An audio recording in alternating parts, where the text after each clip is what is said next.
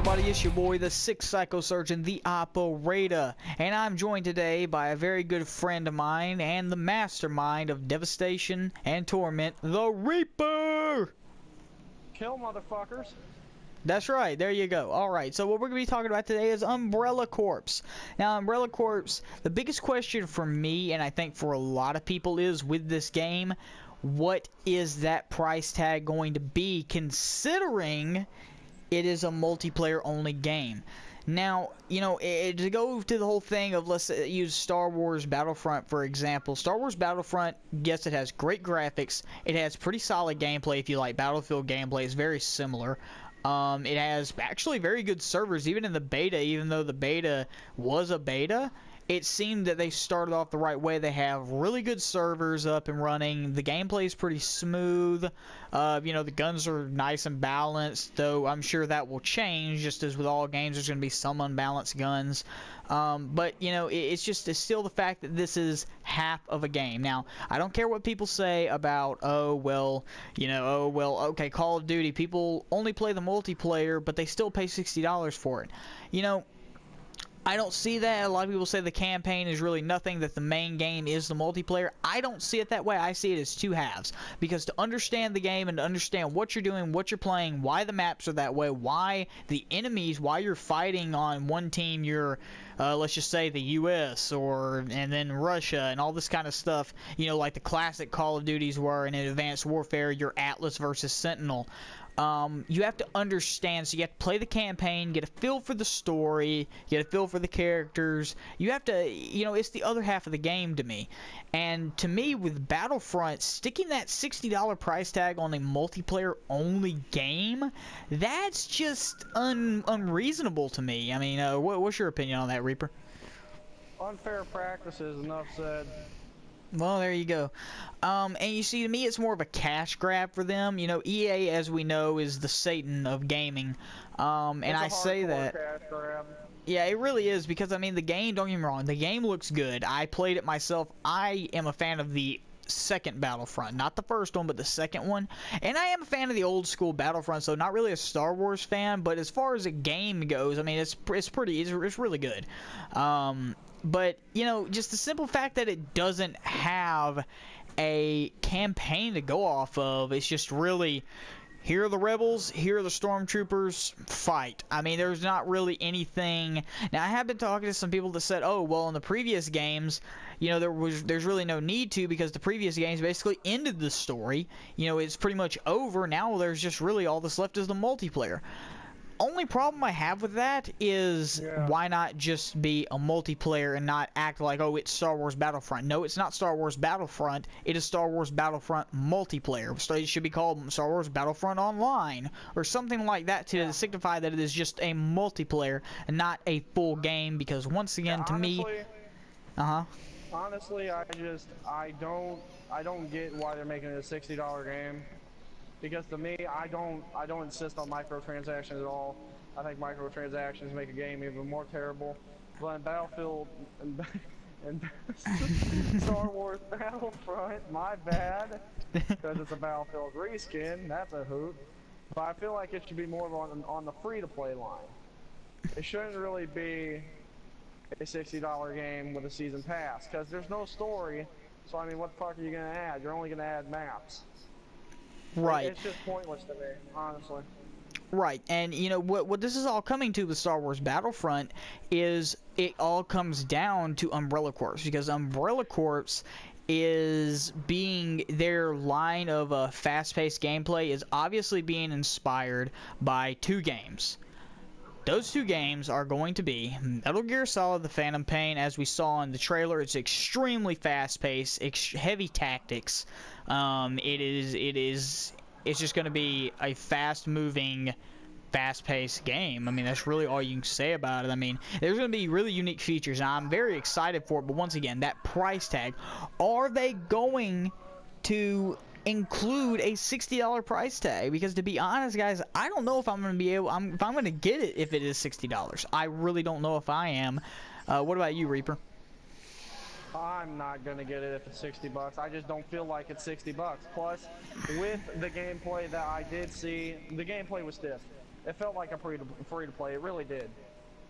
Right. Now, that's not to say that it won't be. They have not released, they've been asked multiple times, Capcom was asked multiple times, is this going to be a free-to-play game? They never responded. Then, when they did not respond, people started asking the questions, what price is it going to be? Can we get a quote? They never responded. So because of this, it's kind of in the gray area right now. But yeah, I mean, it's a speculation that it might be free to play most likely. Right, and if it's free to play, hey, all that's good. And to me, free to play games with microtransactions don't really bother me. If it's already free to play and a little microtransaction can make my game, you know, it can boost my performance, make it a little bit easier for me and stuff like that, you know, just to play and have fun with, hey, I have no problem with that. Now, as we saw with Advanced Warfare and Advanced Supply Drops, it's kind of ridiculous. You know, if you already are paying $60 for a game, you have a season pass to that game, and, well, I shouldn't say that. Microtransactions with certain games work. Like the Dead Space series, as me and Knight talked about previously, Dead Space, the microtransactions for the different suits that actually did stuff, like in Dead Space 2. The suits, as a matter of fact, one thing that's an interesting fun fact about Dead Space 2, if you did not know, the pre-order Zealot suit, if you did not know this, because I actually got some questions on my Twitter about this, and if you're not following me on Twitter, you can follow me on Twitter at MBK Operator. That is capital NBKO and then lowercase PRATA. On my Twitter, I got a question asking me what were the actual differences between the suits.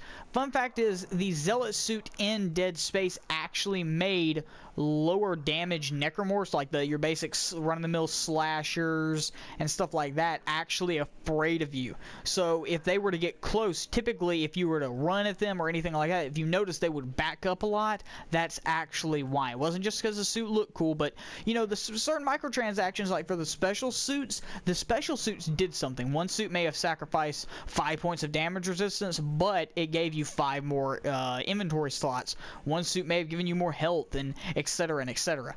But microtransactions, like in games like Call of Duty, now Advanced Warfare's microtransactions for the Advanced Supply Drops could have been really cool, and it was actually a great idea to start out with. You know, you pay this much and you can get some good stuff, because they already have the variants. Now, personally, I think the variants were a bad idea, and I know Reaper does as well. And I think a lot of people can agree. Yeah, a lot of people can agree the variants were a very bad idea, because it gives people who, just off of dumb luck, the advantage. Not people who actually earned it, not people who actually... Okay, go ahead. Here's the thing, though. The variants were a bad idea. Advanced Supply Drops weren't a bad idea, because I already felt like that game was going to have fucking microtransactions out of the yin-yang. I already knew that. But when they started telling you, oh, you can still get your same shit that you already have when you pay us $20, that's when it started to just be a fucking hoot for me. Right, and the price of the Advanced Supply Drops, I mean, $2 per one. You're not guaranteed an elite. You're not even guaranteed, I mean, it claims that you're guaranteed a gun.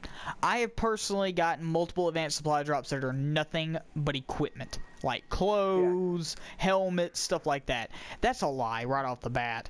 And, you know, it says it claims that they guarantee. Even if they do guarantee a gun, that still does not make sense. If it guaranteed at least one elite, or it guaranteed at least one elite gun, it didn't matter if it was a dupe. Now, I understand there are going to be dupes. They cannot make money off of this if there were dupes.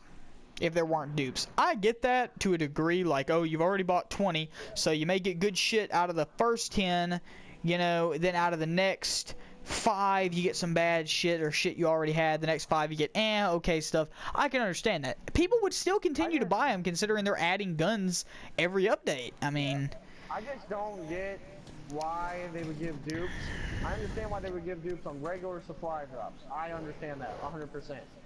I mean, you're not paying for shit. You might get dupes, but you also could get very fucking lucky. But with the Advanced Supply Drops, them giving dupes is basically taking your money and say, fuck you, pay me. Right, I mean, they're just not caring about their fans, and that's why, honestly, I don't see Sledgehammer surviving in the Call of Duty industry for long. And the reason I don't is simply because they don't support their customers. They claim they do. Surviving. Oh, really? I see them surviving just because all these people want to act all cool on YouTube, get these advanced supply drops, and when they get the good shit, get really hyped up, and they start getting those like buttons on that fucking video. Yeah, I guarantee you Sledgehammer survives just basically on Advanced Warfare from those microtransactions. Right. They made more money from the microtransactions than the fucking game itself. And right, that is true. Matter of fact, there are actually there was an estimated poll about a month ago that a YouTuber, I cannot remember his name, but if you type it in, you might be able to find it, estimating that for every 10 Call of Duty players, 7 of them buy advanced supply drops, have bought them at some point, and at least 5 of them buy them regularly. And then for the 5 of those, 2 of those out of those 5 buy the larger packs regularly, the $40 packs for the 23, and and when they're doing the specials, the 28 and everything like that. And then you have YouTubers all around, and you got to figure there's hundreds of thousands of gaming YouTube channels, and hundreds. Well, I wouldn't say hundreds of thousands of the channels, but I would probably say thousands of the channels do actually produce. They buy hundreds and hundreds of dollars of advanced supply drops, especially when new weapons come out. And they did a poll judging by how many people actually had the game and stuff like that, and basically they literally made 3 times as much in the past year off of microtransactions than they did the game. The game sold, they made millions of dollars, and then they made triple what they made off of just microtransactions. I mean, that's kind of ridiculous. I mean, it really is. But going back to Umbrella Corps, I mean, if it's going to be free to play, I don't mind microtransactions. And one thing I want to see in the game is I want to see the return of some classic Resident Evil tactics. I know this is not going to be a classic Resident Evil. Hell, it's got multiplayer and it's got actual PvP, competitive multiplayer. I know it's not going to be original, but I do want to see some of the tactics, like picking up herbs and actually using cover systems and heavy damage and stuff like that. I want to see that kind of stuff come back. You don't pick up herbs, but you do take cover, and you can. I watched the gameplay video. It is confirmed that when, you open up a fucking steel door or roll cage, you can open it up and look underneath there before you can fully open it. So I think that's pretty cool. Right, System's pretty cool. Right, and I think it's really cool that it is inspired heavily, and even if Capcom does not say this, they're inspired heavily by Konami's Metal Gear Solid. It is obvious by the gameplay style, the fast-paced run, the third person to first person aim down sights, the melees. It is very inspired, which I have no problem with. I am not one of those people that think, oh, just because this was inspired by the game means they're trying to copy it. I don't, because let's face it, a lot of things have already been done, people. Call of Duty, a lot of people complain about Call of Duty being reskinned and rehashed, and the same thing with Battlefield. You have the Battlefield people, just like the Call of Duty people, like myself, and then you have the people that claim it's the same, but yet they still play it, they complain about it. It's not where it's the same because they're lazy.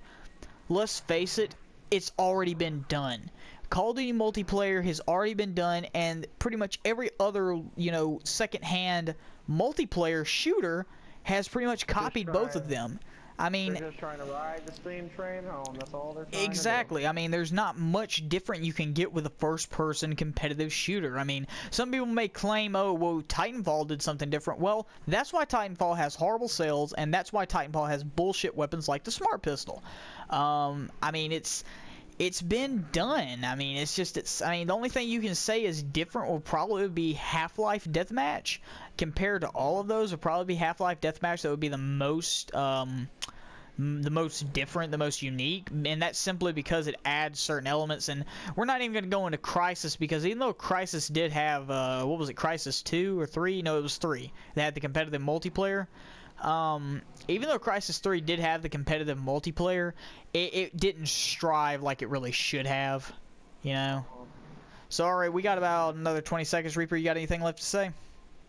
No, just see you guys later in another video. Alright, well, that's enough of that. I will see you guys in another video about this. We will actually be doing a part 2. I'm the operator, your boy the Six Psycho Surgeon, that's the Reaper, and peace.